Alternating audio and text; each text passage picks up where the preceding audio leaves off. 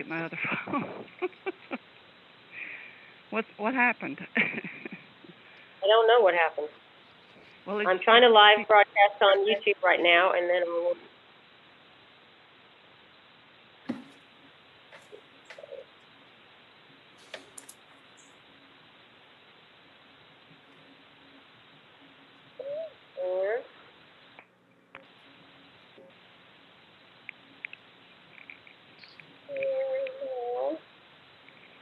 Recording. I'll stop recording. Is it recording? That's the question.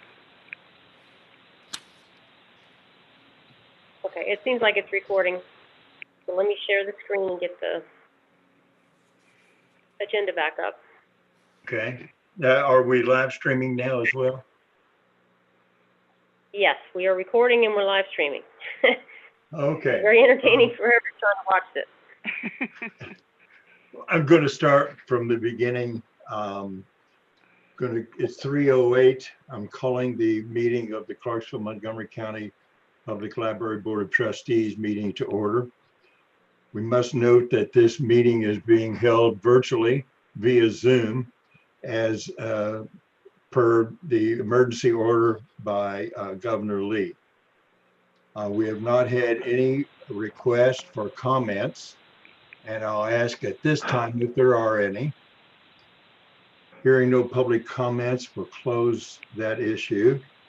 Our first item of business is approval of the minutes. I hope everyone has had an opportunity to review them. And if so, I would accept a motion to approve them. Make a motion to approve. Jason makes a motion. Have a second? Jacqueline. Jacqueline makes a second. All right, go call the roll. Please say yay. Hold on for just a second. Cheryl, I'm I sorry. have a correction. Oh, On page 2, Ron Smithfield, page 2, paragraph 3, I guess it is.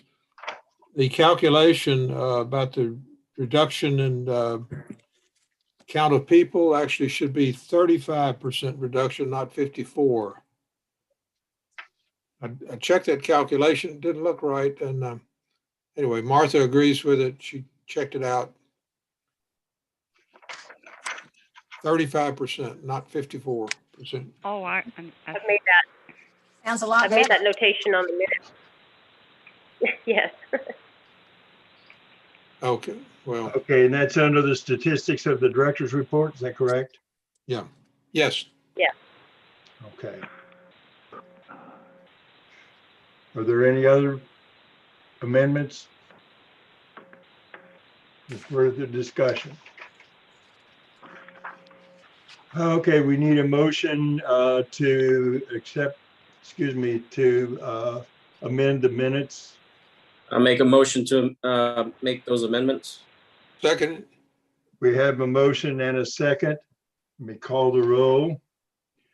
Ron, yay or nay? yes, yay. Joyce, Yay. Matt?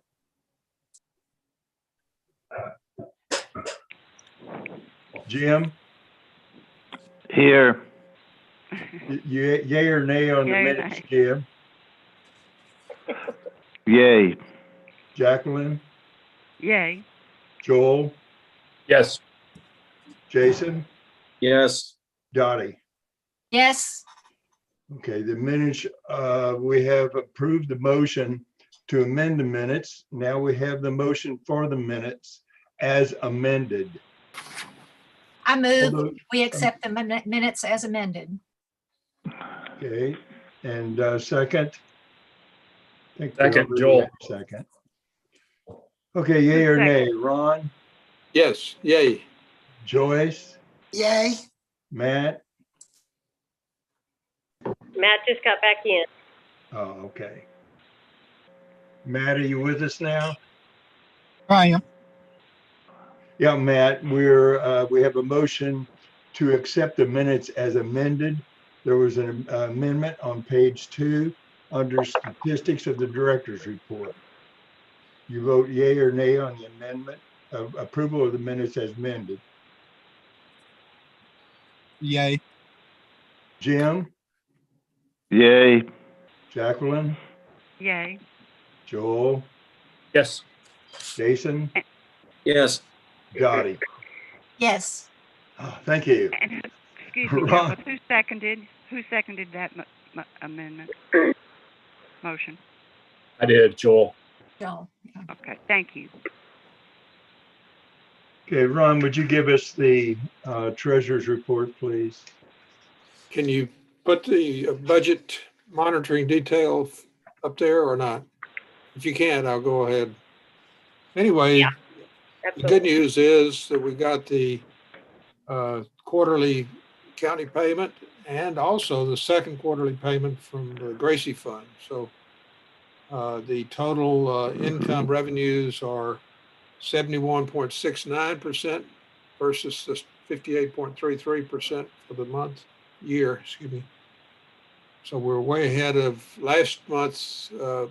Martha commented on it, that we're expecting that check. Actually, I think she had it for the meeting, but it showed up in this month.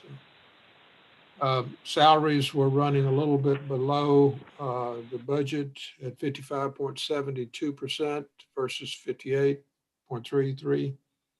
The operating services much below at 43.4%. There we go. And the supplies are much below at 41.71%. And other charges are way below at 9.53%. Data or equipment rather is 36.13%, and there will be some large orders showing up probably next month. So overall, the expenses are below budget at 52.26%. And so that we're in good shape on the budget so far. We do have two amendments to the budget. You want to go ahead with Can I Ron, say one thing sure, go ahead. before you go on this? I was looking at this and it says maintenance and repair building, large upcoming bill. I told her compressors and she put computers. We're trying to pay for the new compressors, not computers on the building. So just, you can mark that out. Sorry to Okay, interrupt. Go ahead. compressor. Tell you what, we're going to have to learn a lot more about compressors, I guess. I know that when I was in business that that was a large expenditure. It is. Okay, on the amendment, Ron, before you go with amendment, let's approve the budget report as given first. there's one thing I didn't say, and that was the unrestricted fund balance is 161,549. That's after correction for the committed funds. That's right there. Do I have a motion to approve the treasurer's report? To accept the treasurer's report? I move to accept the treasurer's report. Joel makes a motion. Second. Is that Jason second? Yes. All right, is there any further discussion on the treasurer's report? Hearing none, we will vote to accept the treasurer's report. Please say yay or nay. Ron, Yay, yay. Joyce, Yay. Matt, Yay. Jim, Yay. Jacqueline, Yay. Joel, Yay. Jason, Yay. Johnny. Yay. The treasurer's report is approved as submitted. Now, Ron, you have some amendments to make. Yeah, I'm going to need some help from Martha on this, but the exchange mail server, Martha, you'd be much better to explain this as far as Sure. what we have to do, okay? We passed this, you all passed this last month and I made a typo, actually 2 typos on this. Yeah, yeah, that's right. It was We've so- already done this once, yeah. Go ahead. It was so important that we asked accounts and budgets to go ahead and institute it, which they did, so we could get these checks out. But they said, you know, on the promise that you all would reapprove this amended budget amendment, this month. So I've marked through, this should be 49,788, should be 5788. And actually this right above here, I'd like to strike through that as well and make that 5788. And then it'll be corrected and the way it should have been last month. So I apologize for not catching those typos. Okay, That's all.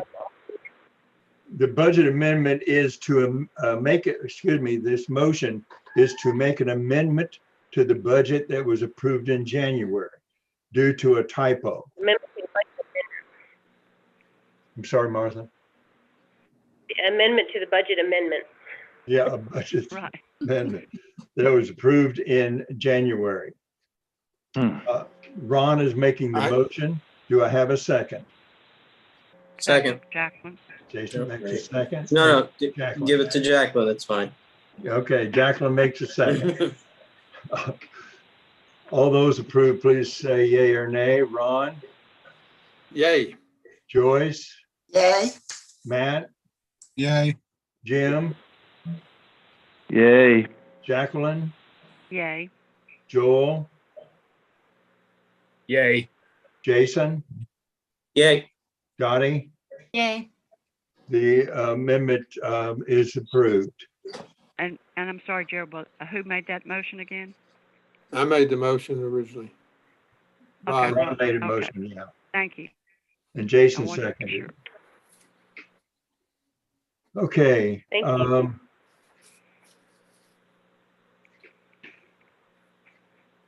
We have, Ron, do you want to make a motion for approval of a transaction free that Martha can explain for us? Almost forgot about that.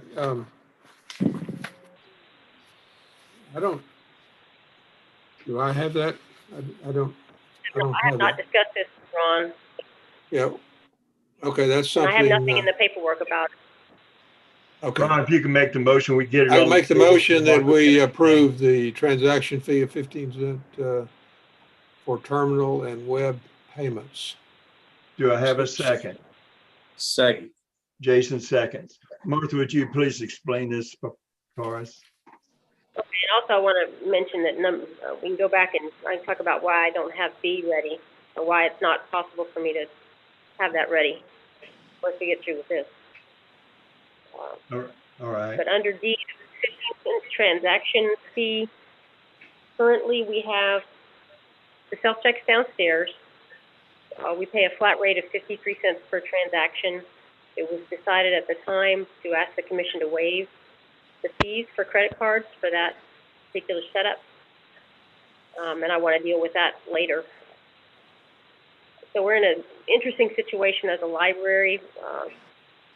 These types of transaction fees in the government world in Tennessee are expected to be much larger. So you don't normally go and pay $1, you know, wheel tag tax or anything like that. So we're in a kind of a bind when it comes to the state law. State law says that you should charge a service fee equal to the amount paid to the processor, but it should not exceed 5% of the payment amount. And with the 53 cents for the self-checkouts, we were always going to be out of compliance with that. I had contacted the state comptroller's office, and they basically, here's what they said. They understood our situation. They say, we believe the statute was intended to limit the fees charged on larger transactions such as property taxes, license fees, etc. We do not believe the intent of the statute was to limit the fees charged to less than 5% on trivial amounts, as long as such charges are reasonable for the circumstances. The comptroller's office would not take issue if we choose to keep the fees. So we had their permission to charge a fee on trivial amounts I would consider, you know, $5, $10 versus much larger amounts. In speaking to the Director of Accounts and Budgets, Jeff Taylor, we decided that what they are going to charge with these new accounts is $67 a month plus a 5-cent transaction fee. and we decided that 5 cents was too small an amount to charge. So we came up with 15 cents as kind of a compromise, so keeping the fee low, but yet we're going to recoup some of the amount of money that we're paying per year, which is going to be, right now we have a $3,600 budget for the self-checkouts downstairs. It's going to rise to $4,600 with these 2 new accounts.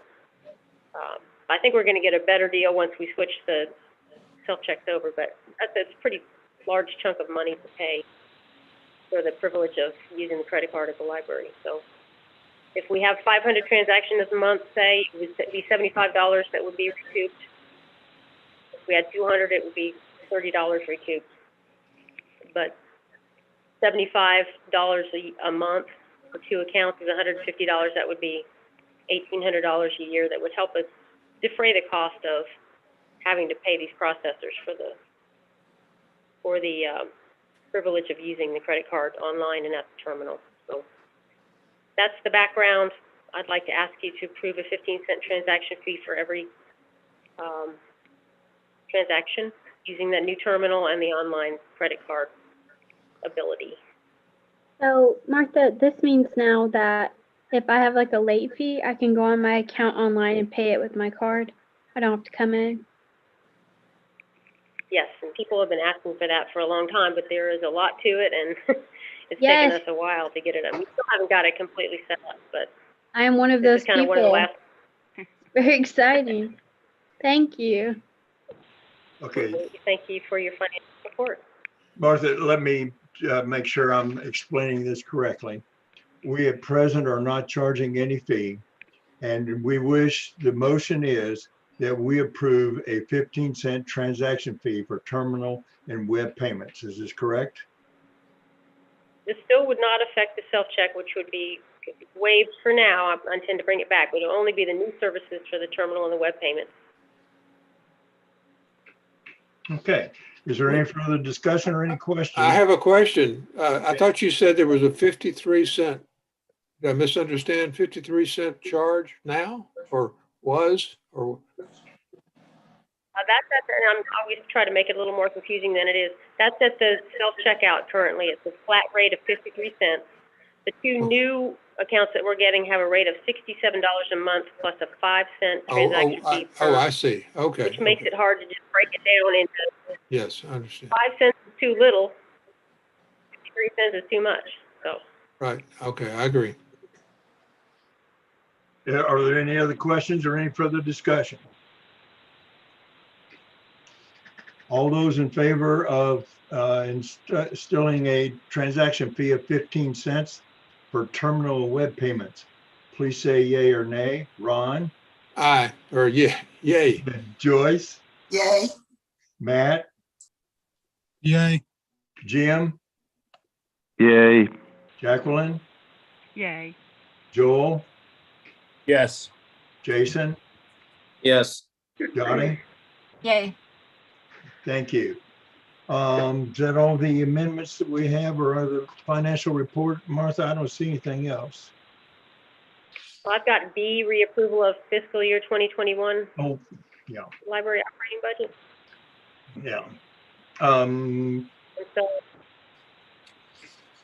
I was not able to This get is- the numbers that I needed from accounts and budgets to be able to present this year's budget for reapproval, so I don't have that for you. I asked them to go ahead and pay the raises that were approved by the commission until we can get this approved. So it's going to make it very interesting in March, because I'm going to bring this year's budget amended with the raises for reapproval. I'll have to redo the MOE amount and send that over to the mayor for a signature. And then I'm going to present the proposed budget for fiscal year 21 and 22, also at next month's meeting, so be prepared. Okay, so at this time, we do not have the facts and figures for the reapproval of the 2021 budget. Is that correct? That's correct. Okay, and so that's going to be tabled until March. I'm hoping I can get those figures done. Okay, yeah, I do too. Now, what effect is this going to have on our raises for staff? Well, they're still gonna get them. I asked them to go ahead and pay the raises, even though the board technically needs to approve it before they're paid, just so they wouldn't, I mean, I thought, I don't know when I'm gonna get these numbers, and I don't want to have them suffer and not get the money in their hands. Is that your question? Yes, they are going to get their raises. That's the question that I have. Raise Even that's though- retroactive to January 1, Okay. so. And Martha, so is- we're- This never happened. Martha, this is Ron. Is there a way that we could approve it based on only changes in payroll? In other words, is that the only change?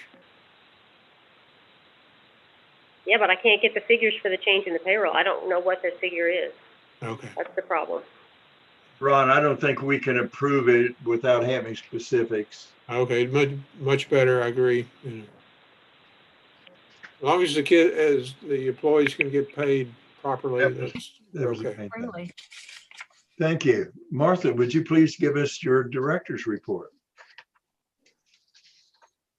Okay, so I wanted to find my director's report. That would be helpful. Hold on to it. Let me bring it up here. Keep forgetting I have it on the screen. Hmm. So, one of the big things that happened is that Melinda Riggins, who is a stalwart part-time library person here, she works at the school system. She works 7 days a week, and we were very spoiled because she came in and she opened safe for us both Saturday and Sunday on the weekend. She's finally able to stop working here on the weekends. She's not ready to retire from the school system yet, but just a really fantastic employee. We're very happy for her, but she's going to be missed at the library. Terrible. So some of you may know Melinda. Oh, yes. I want to talk about COVID-19, as you saw in the paper and around. We had a little outbreak with our folks that probably part of it started in the custodial area. We ended up having 8 employees and decided for the good of all that we would just shut down the computer lab and the meeting rooms for a period of 2 weeks to try to let that calm down, which it has. I don't know of anybody else who's been infected. So we've had a total of 13 library staff out of 43 positions that are currently filled. And that happened recently. So we're glad to be back up with our services, and of course then immediately we closed for weather after that. I think the county clerk's office was the latest to get hit, and they had to shut down for a week as well. So hopefully that's the last of the bad COVID impacts that are had on the library. And then HVAC update, when I came in today to the library to check on the building and feed the fish and get the book drop, et cetera, I tried to put my code in. There's a little keypad by the back door. I tried to put it in, and it would not punch in. So it punched in the wrong number, and eventually it set off the alarm, and the horns went off, and I had to call the alarm company and tell them that the police not to come because it's so cold. Partly just because of the temperatures, but the HVAC system in the back part of the library, that's the system that's out. So it is having an impact on me. I don't know. Hopefully I'll be able to arm the alarm without setting it off today. We'll see what happens. So we were able to get those checks written. Of course, the weather hit right when they were going to come and start working on those compressors on System 5. Hopefully that'll be up and running again soon. I wanted to share my screen with you to show you this value engineering package. Share again. And go back in here. There we go. So value engineering, what does that mean? See if I get this up here. My taskbar is covering up. Hold on just a second. There we go. All right, now, can you see that? Yes. Picture of the library? Okay. So the mayor wanted to spend trying to remember the figure, $60,000, something like that, for HPM to go back in concert with Codell and try to come up with several $100,000 at the least to cut out of this library project. And it came, I think it's $295,000. In the course of that, they have cut some things that we didn't necessarily, Christina and I didn't necessarily want to see go. So we'd rather say, keep this in and cut something else so that we keep about the same amount of money that you're cutting, but choose the things that we really don't, we want to keep in if possible. So I'm going to walk you through this plan. And you're going to see some, if I can get it to move here. Come on, baby. There we go. You're going to see these blue notes at the top and the bottom. Can you see those? It says remove this portion of resin and replace with painted gypsum, for example. Can somebody let me know if they can see that? I can Yes. see it. Yes, we can. Okay. And you're going to see, as we move from area to area, a lot of things are going to be duplicated. So just because it's in, they're going to mark everything multiple times. So you'll get a good idea by the end of it. So it's pointing to this. This is the hummingbird resin. Resin is expensive, and so we're going to take some of the resin out of the project. It won't be quite as colorful, but it will save us money. So they want to remove one of these hummingbird resin panels in the children's department. Just saying that these are wooden letters, so they have a wood tone to them on the power wall. This welcome area that's in the kind of whitish color, it was a solid surface Corian type, and now it's been changed to laminate. Hang on, let me get this one. My screen's okay. The stone wall that intrudes into the lobby was something that Christina and I really wanted to stay, so we were trying to find other things that we could get rid of, such as displays, in order to keep this stone. So you can see the decorative tile. It's just kind of a wall covering that was really unusual that we saw at a library we visited that HBM did. We're going to make that regular drywall there on the left. And this wood look aluminum siding on the interior is going to be changed to drywall as well. I think this is another strip of the wood look aluminum siding that will be drywall. And again, that same decorative white tile. Can you explain Back behind the power LVT, wall. Martha? LVT at the bottom there? Okay. Luxury vinyl tile. I'm sorry. I have Okay. a bar a toolbar that's, okay, here we go. Yeah. Replace ceramic. So there's ceramic tile that's supposed to be in the lobby, and it's going to be replaced by the luxury vinyl tile, which will probably look very similar. Just less expensive. Okay. Behind the power wall, we have one tall storage cabinet that we're going to remove. And you can see that stone wall really well. I just feel like the stone wall is integral to the overall design and really wanted to keep that. Wood look aluminum siding, that's one I've shown you already. Doesn't look like there's anything on this slide. In the business area, the business nook, we're going to take out one of the cabinets.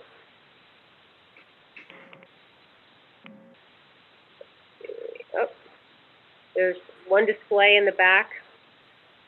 On that side of the adult section will be removed. Resin panels that are hanging from the ceiling in the teen area, 2 of those will be taken out over here.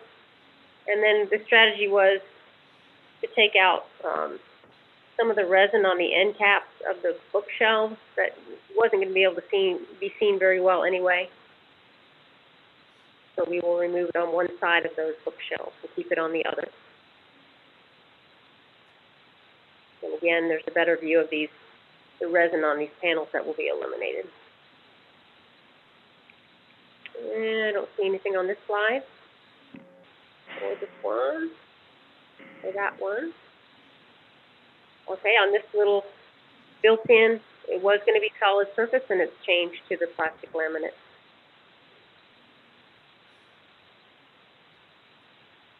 I think these are the same end panels that there may be a different set on the other side of the end panels that would be eliminated with the resin. The ceiling tiles, I believe, were 2x6. They'll be changed to 2x2, which is less expensive.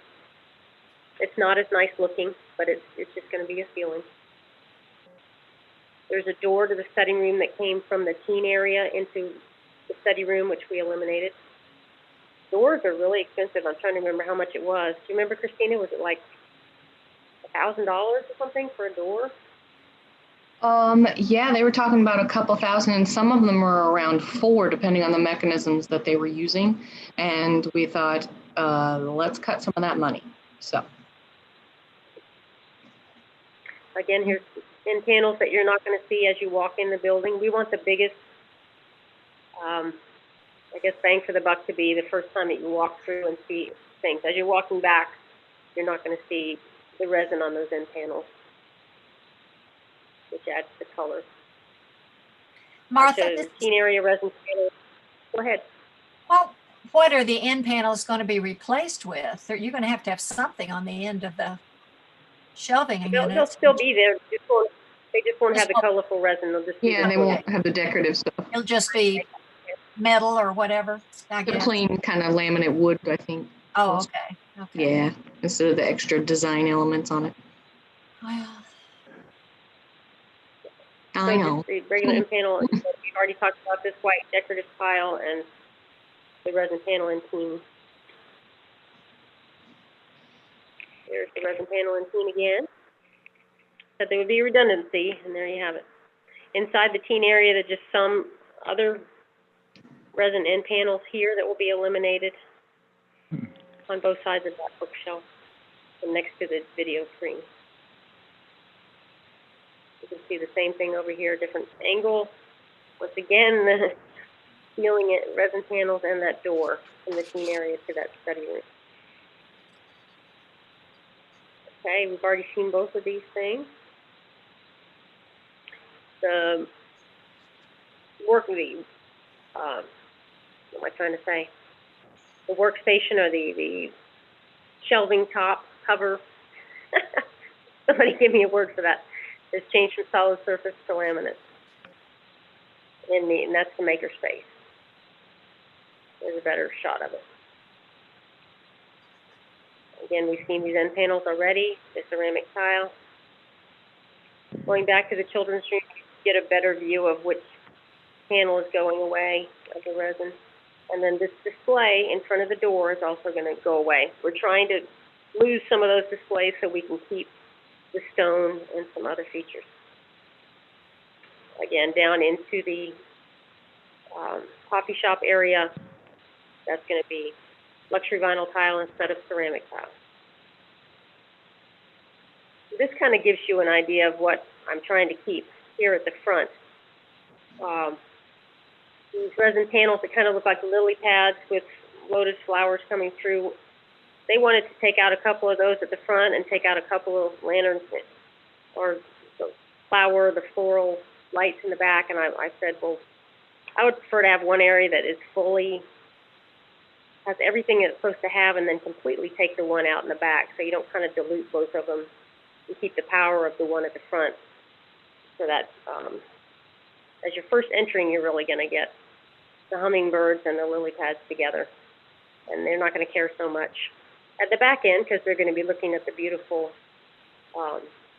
helicopter and the other things that we have going on for the kids, and also the wall covering. You can also see they've changed the ceiling to 2x2, and they've changed the light fixtures to make them less expensive.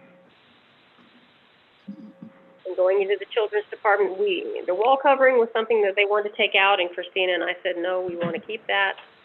So again, we tried to take out some other things, display items, so that we could keep the wall covering in. And the wall covering is that picture of Clarksville. Very colorful. The operable wall, where you could pull the wall back in the children's programming area, has been removed. That was going to be one of the first things that was going to go, and it certainly has had to go. So it's just a regular storefront with a single door. And you can see that better. This whole area is just going to be a standard storefront instead of something that you can pull back. We're going to take out this, what we call the corral. It was for very small children. We call it the baby jail. We're going to eliminate that. Oh, look, it's the rocks. Glass wall. There's the rocks. And we're going to keep the wall covering. It says eliminate it, but we're going to keep that wall covering. You stop me anytime if you have questions. These are all the same, but it's a better view of those items that are the children are going to be playing on in that room. Okay. One more shot. Then we're in the programming room. Again, the solid surface on that sink countertop, that's what it is, going from solid surface to laminate. Nothing in this meeting room. So we're in the cafe area. The storefront on the left, we called that the creeper window. That had already been taken out so people wouldn't sit and look through the children's department. This countertop also moving from solid surface to plastic laminate. The ceiling has changed again, 2x2 squares. We talked about the ceramic tile going to LVT. These light fixtures in the cafe also disappear. There will still be track lighting in the art gallery, the regular overhead lighting.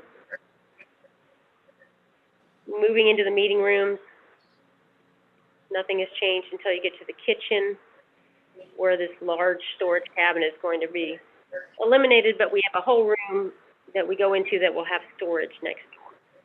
And all the rest of the cabinets are still there. Okay, solid surface to plastic laminate on those, on the laptop seating area in the cafe. And we talked about the fixtures already. Talked about all of this. Going down into the staff area, we're going to take out the luxury vinyl tile and we're going to have polished, sealed concrete, probably polished and sealed concrete back there, which will make it really easy to roll apart. Again, solid concrete all through this area. And into the break room. The vending machine shouldn't be an issue because we'll be leasing that, or somebody will be supplying that for us. We won't own it. And that is all the 99% of the changes that they've made. Anybody have any questions or need to see any slides again? Martha, this is going to save the amount that was requested by the mayor. Yeah. I think, I don't know if he expected more, but about $300,000 is what they came up with for the investment of, I'm going to say $50,000 to $65,000, I believe, is how much it costs to redraw those things and reprice. Okay. Do we have any better idea of when we might go before budget committee? It should be in April with our regular, the regular schedule. I don't know exactly when the capital projects hearing is going to be, but normally it's late April. Yeah, it's around April timeframe. As a matter of fact, I just had a conversation with Jeff. I can't remember the exact date, but he sent me a date in an email because we were talking about a different project I'm working on as well. But I believe it's sometime in April. Okay. Jason, do you have any what is kind your of feeling about whether or not we might come close to being approved? Well, I would say advocacy is your best friend. So members of this body, friends that you know, sending out emails to each one of the county commissioners in support of this project would be ideal. I'm 100% in support of it. I've been in support of a North Branch library on the north side of Clarksville here in my area for some time, even prior to my tenure on the county commission. So I'm going to advocate for it.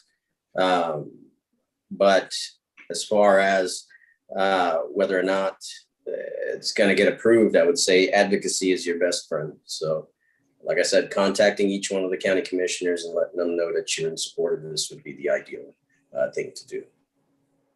Can I ask a question of Jason? Sure, sir. In the paper a few days ago, there was an article about wanting a community center in the North Clarksville area. Mhm. It sounds to some extent like a conflict with this project. Is there going to be an interference? I don't think that's going to be a conflict because that's on the city end versus the county end. So that's something that Councilman Garrett wants to initiate based off of the article. Yeah, So, you're right. The city, that's a city Yeah, project. yeah, it shouldn't conflict at all. I mean, that'll just Okay, give extra okay. stuff on the north side of Clarksville residents to do with their families. So, Okay.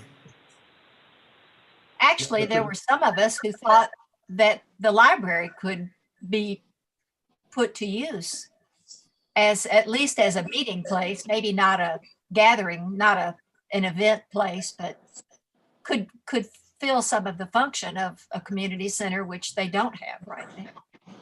it's possible. I mean, if we can get that in play. I know I utilize meeting spaces at our current location, for some of my town halls, post or pre-COVID. So I'm pretty sure, hopefully, once we, transition from this COVID situation to going back to a sense of what we remember to be normal, then hopefully, hopefully we can utilize failing that already. as well. Yeah.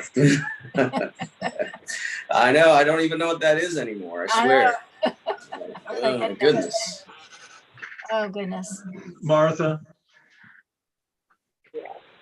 I was wondering if you could send us a list of email addresses for the commissioners and make sure we send one to Jennifer so that perhaps she could ask the friends to do some advocacy work as well.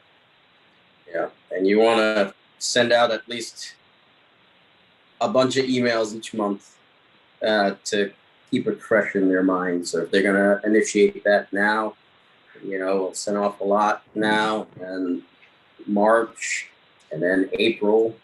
And then hopefully based off of that, once they see that there's strong advocacy and strong community presence and want and need for this, then they'll definitively vote in that favor. So. Yeah, and we're developing a infographic to be sent out as well. So, definitely. I think you should give a presentation, Martha, at one of the county commission meetings with all this good stuff here so that they can see. That would be ideal too. Okay.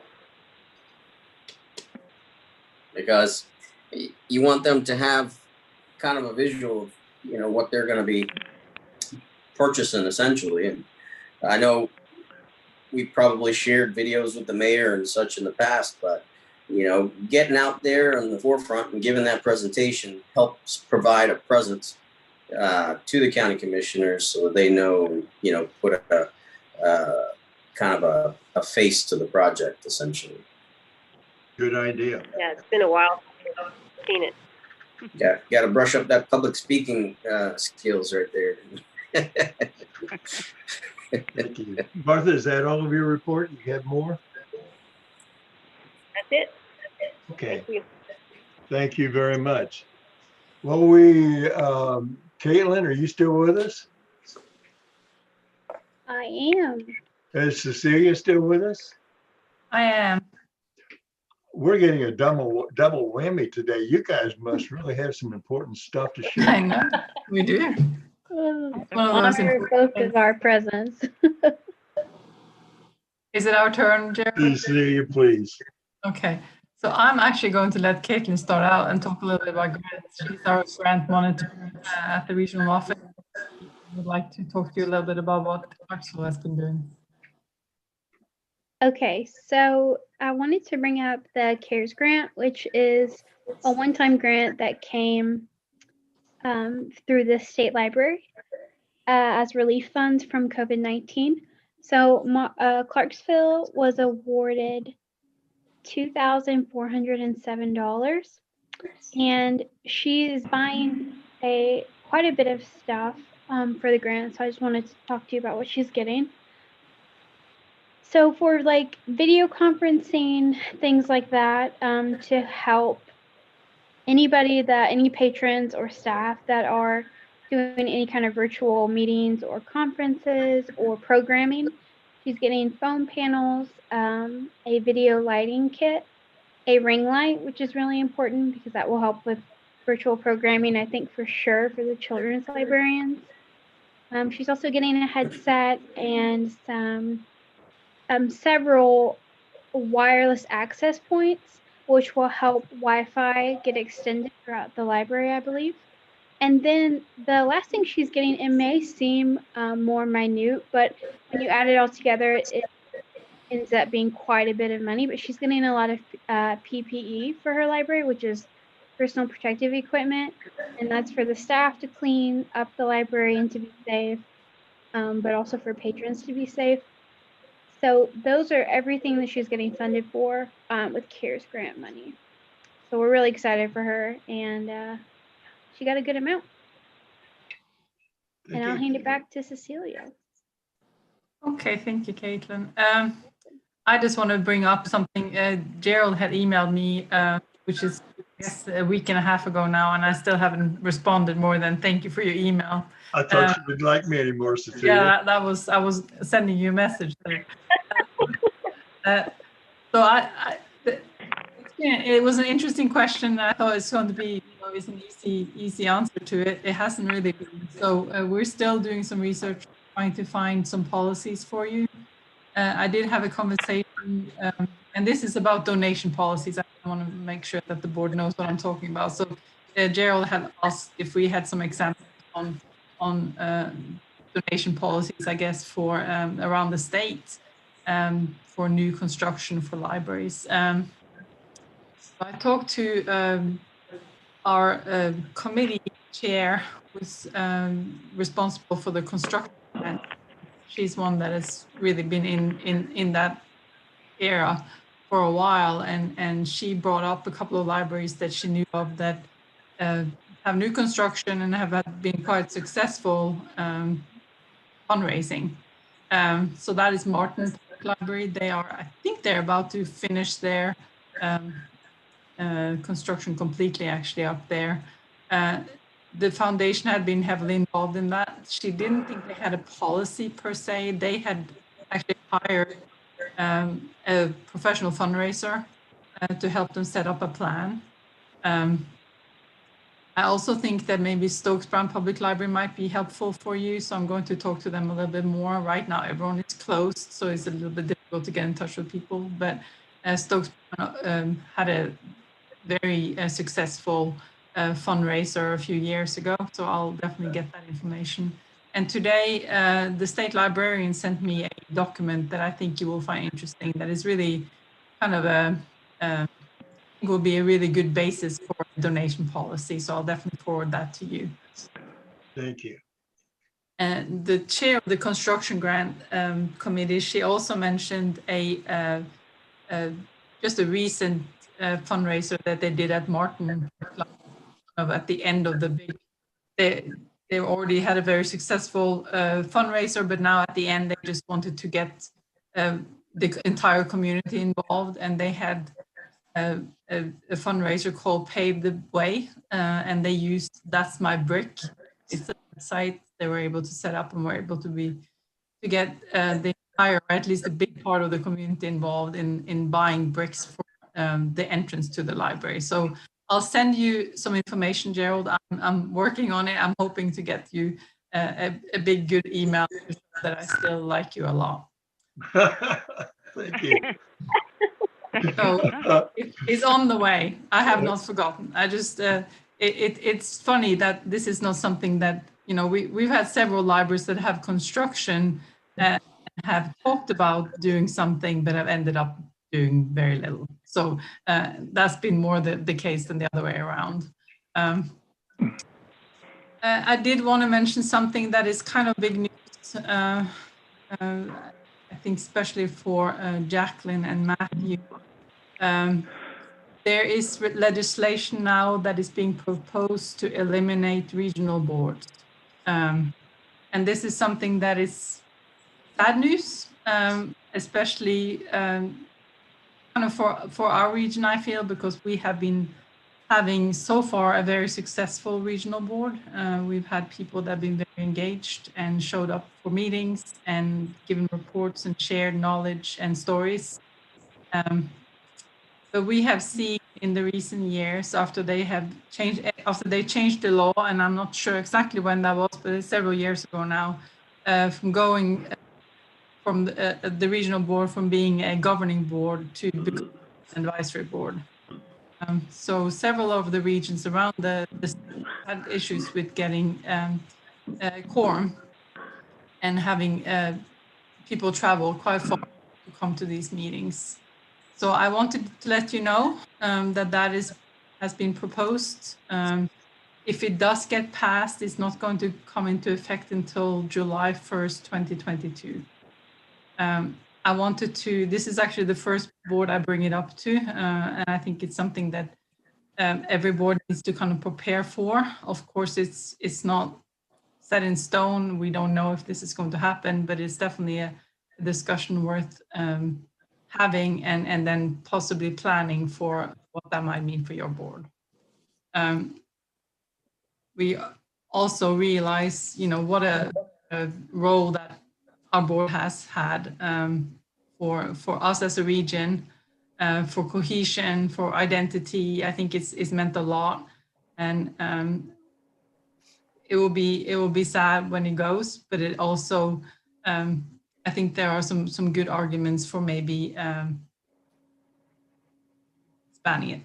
So it's one of those things that I think it's worth having a discussion about, and I think I would love to hear your feedback on this. And as I said, this is the first time I'm bringing it up to a board, so I don't know what you will say, but maybe it's just something we just need to think about a little bit. I have a question about that, Cecilia. Mm-hmm. Who sponsored that bill? Do you know? Let me see here.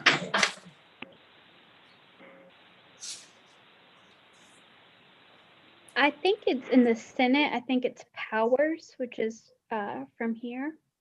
Bill Powers? Bill Powers sponsored that? Yeah. Oh boy. Woo. What was the was there any justification given as part of the? Yeah. I can give you. Yeah, I can give you, and if Caitlin, if you can look for the names, because my links to the actual. Yeah. Well, I will. I'm looking right now. Because my next question is, what's that bill number? Yeah, that I do have. So it's SB 311 and HB 404. E311, that's for the Senate. Mm-hmm. And HB, say again? 404. 404. And who's sponsoring it on the House end for the HB 404? I'm looking right now. I'll put it in the chat yeah. if I find it. Yeah, that'd be great. Yeah, I didn't put the links, the actual live links in my report, so I don't have that in front of me. For the question, when it comes to the reasons why, I mean, I think, as I said, the fact that we changed the tasks of the regional board has changed so much. Back in the day, they had more budgetary responsibilities. They were planning more. I think they were even part of the hiring of regional staff. So it's gone to become an advisory board more. So it's and that's obviously the biggest part of this. I think a lot of regional libraries have had trouble having their members travel to the regional center. Often we've seen that there have been retired people usually been on those boards. Those meetings have usually been at nighttime. Red River has actually been in a kind of a different position than most of the regions, because our meetings have been at usually at 1 o'clock or 2 o'clock in the afternoon. So for most of our members, it's been really easy to get to us. And so we've seen a dwindling of participation around, and a lot of regional boards haven't been able to fill the vacancies that they have. So those are some of the reasons. So it's been a struggle the last few years. And again, we are very, we have been in a very good position compared to a lot. But I think a lot of that has to do with actually the timing of our meetings. So and it's also been not much, but a little bit of money involved, being able to pay for mileage and stuff like that. But that is not the main reason. I want to mention one thing though, as we talk. I mean, we're obviously going to be providing some guidelines to the board as to how to deal with this. One thing that we really have seen is that having board members from all around the region work together is a really good thing. And we really want to focus on that. And so we're working on a plan to get the board chairs more involved and get them to meet virtually, most likely regularly. And I don't know what that means, maybe every year or every couple of times a year, but having the board chair being able to share and discuss certain topics is something that we're definitely looking into. Cecilia? So does that mean? Well, go ahead, Martha. Question. Does that mean our board becomes a 7-member board, or what does that mean? Does it remain at 9? Yeah, I mean that's one part of this is how to look at what is the local board going to look like, and for some boards that might mean that they will expand it to become they've been a 7-member local board and they have 2 active regional board members that have been ex officio on their board. They might expand it to become 9. But that is definitely something that you might want to look into. And again, we'll definitely be able to provide more guidelines as to how to deal with it. But a lot of this will be up to you. I just want which go ahead. committees?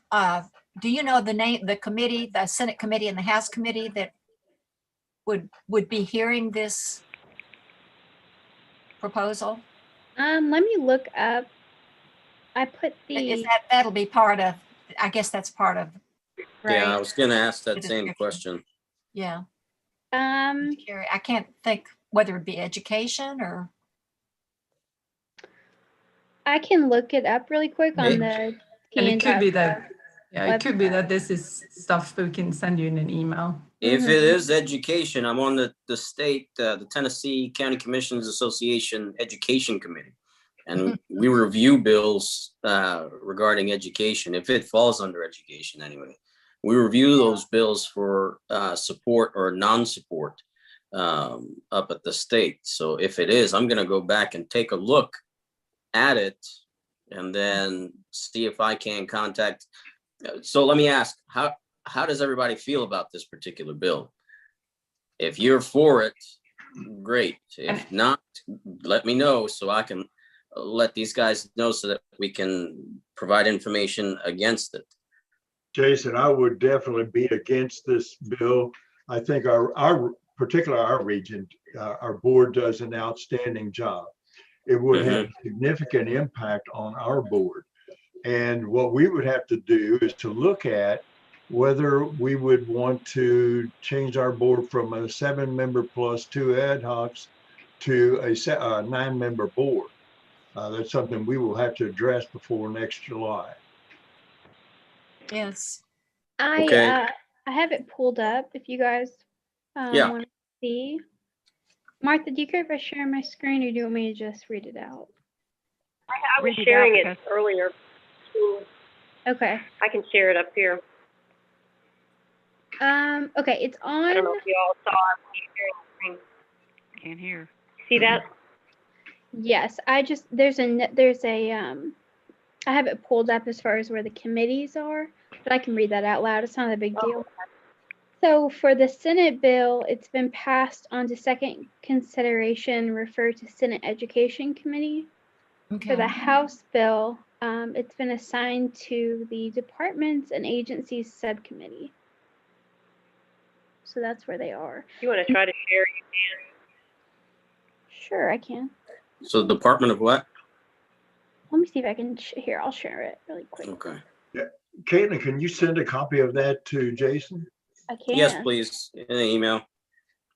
You can send it to district18@mcgtn.net, which is the county email. You can send it to my city council email, ward5@cityofclarksville.com, or jasonKnight418@gmail.com.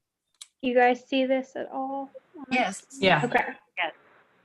So it's pretty easy to search for bills and to see where they are. So this is just Mhm. capital.tn.gov. And then you can see where it's kind of moved through both of the bodies. Looks like there's more than just that in there. It looks like there's some other stuff in there. So there's no amendments. Where is it? There's been no video for it yet. And then no fiscal note, and they haven't put votes in yet. You can see So my recommendation to everybody on this board, I would contact individuals who are on this particular committee to express your discontent with this particular bill, both on the Senate and the House side, to advocate against it. And I'm going to do the same in regards to the Tennessee County Commissioners Association Education Committee and get them to advocate against this particular bill. And I personally, I know you guys probably know our senator. Some of y'all probably know him personally, but I'll contact him personally and tell him, hey, our guys are against this stuff. So, Can I ask a simple question? Yes, sir. Okay, sounds like part of the problem is the travel. Could the meetings not be okay to be Zoom or online? Oh, yeah. Yeah. Right. I mean, And that's something we have been doing this year. We've been doing actually been doing phone conferences because a lot of people are having some trouble with technology. So it's been easier to do using what we call a bridge line. So we've been doing our meetings like that. We haven't been able to. Is there a requirement that it be in person like our meetings, except during a state of emergency? It sounds like that if they simply make them available online, it would solve half the problem, would it? It might. I think it really depends. It really depends on. Yeah. Yeah. I mean, does Anyway, that just throw it out? Does that require an amendment to that particular bill? Because if that's the case, I mean, we just amend the bill, submit an amendment to Senator Powers and say, hey, can we just attach this amendment to the bill? I think it's, part of this is participation for travel. And I think a lot of people are having trouble with that. We're in a kind of easy spot. We're not such a big region. It's not that difficult to get us. We don't have any mountains you have to get over and late night meetings. So we've been lucky in that way. I think the other part of this is feeling you have a purpose. And that's, that's kind of a harder one to solve maybe. But we've definitely been doing phone conferences. We also tried WebEx and we did that one time. This year, of course, we follow the same guidelines as you do when it comes to being able to do online meetings, or phone conferences. So, and we have been able to keep a quorum going. So I have talked to the regional board chair and had a conversation with her about this, and she was, sad and also in understanding of, it's difficult to get people involved if they don't feel that they have a real purpose anymore. And defining a purpose is difficult sometimes. I think we've had some really, really good conversations in our regional board, and we really appreciate them. And for us to have the regional board come every quarter to the office has been great for us. So it's something that it's difficult when you get to this point, but we definitely want to hear your feedback on it. Can I ask one question, Cecilia? Mm-hmm. What said there were various changes. Have you looked closer at this to see what else there is in this bill?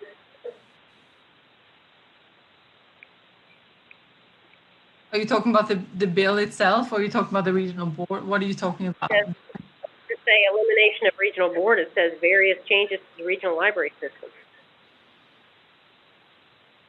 That is all that I know of. Okay, well, I'm going to take a close look at it, see if I can find anything else they're doing. Can you send a copy of the bill to the board members? I'd like Well, to just see a it. link, at least a link that we could look Yeah, at. We'll definitely send it to you. Yeah. We'll definitely send it to you. But you can find that on the tn.gov website pretty easily too. Yeah, and I think what Caitlin was showing you, something that we can, send you the link to. That'd be helpful.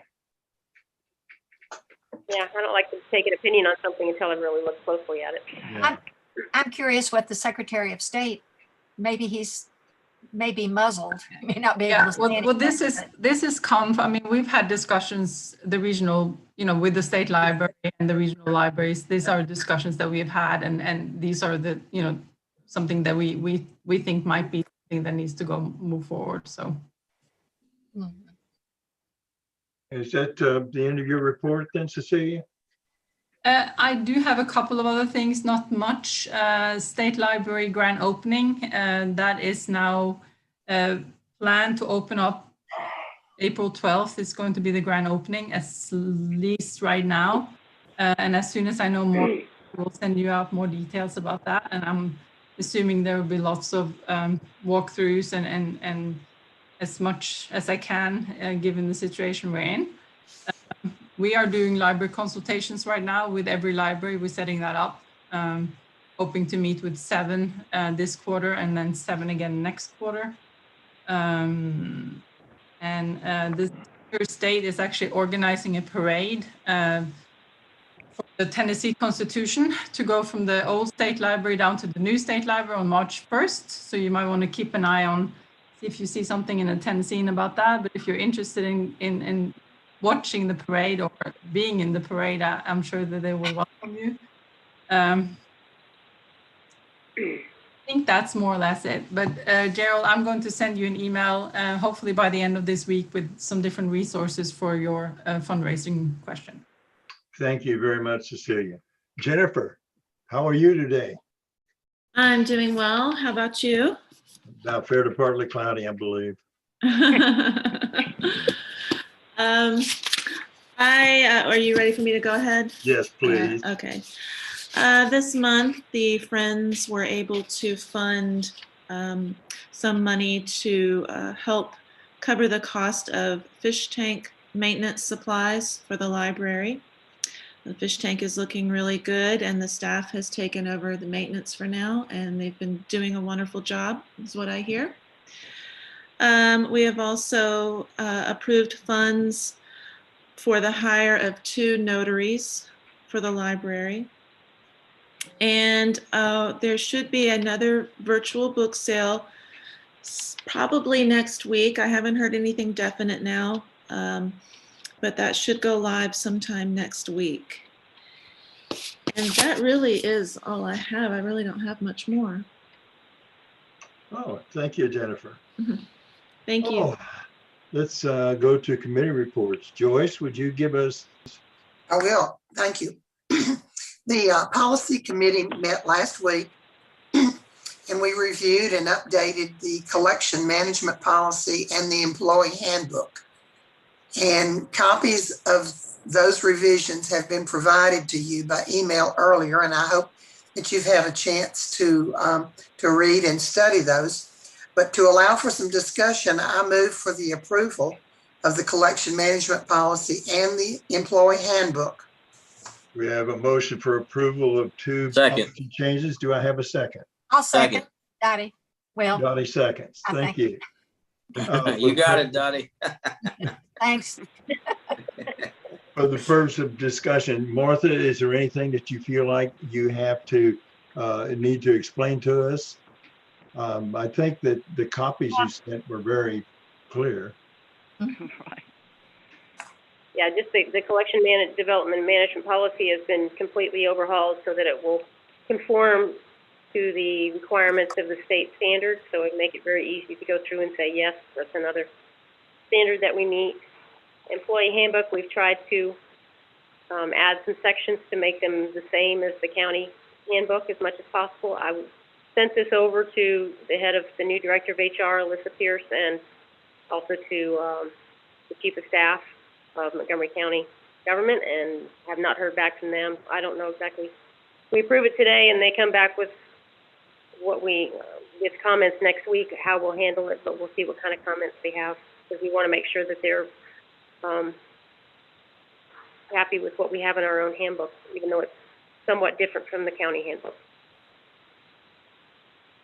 Thank you. Any further discussion, any questions? Martha and Christine put in a lot of work in putting all that together and made it very clear for the policy committee. We have a recommendation, excuse me, a motion and a second to approve 2 policies. If there are no further questions, I will call roll. Please say yea or nay. Ron? For approval? Ron's muted, I think. Yay. Thank you. Joyce? Yay. Matt? Matt still with us? Jim? I'm not sure. I don't see him. Jim, yea or nay? Yay. Thank you. Jacqueline? Yay. Joel? Yes. Jason? Yay. Donnie? Yay. Good. The 2 policy updates are approved. In reference to budget committee, a motion has been, a meeting has been scheduled for March the 5th at 2 p.m. And Martha hopes March to be 12th. able to get 12. Please give me another week. Is it the 12th? I thought March it was 12th. the It's the 12th. 5th. 12th, okay. It's Wait a minute, Friday are you before the saying- next board meeting.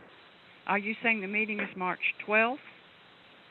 The budget committee meeting. Yes, I've already sent out the invitation for that. Okay, okay. I'm just trying to clarify whether you were talking about the time or the meeting No. date. 2 o'clock on the We're 12:50. 12th. And Martha hopes to be able to get a proposed budget by that time.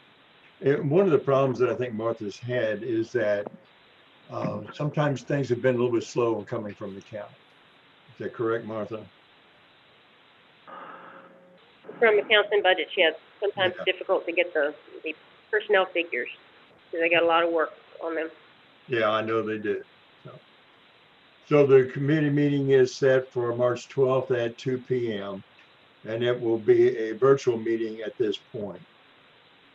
Recognition committee, Cecilia will kind of segue on what you have proposed.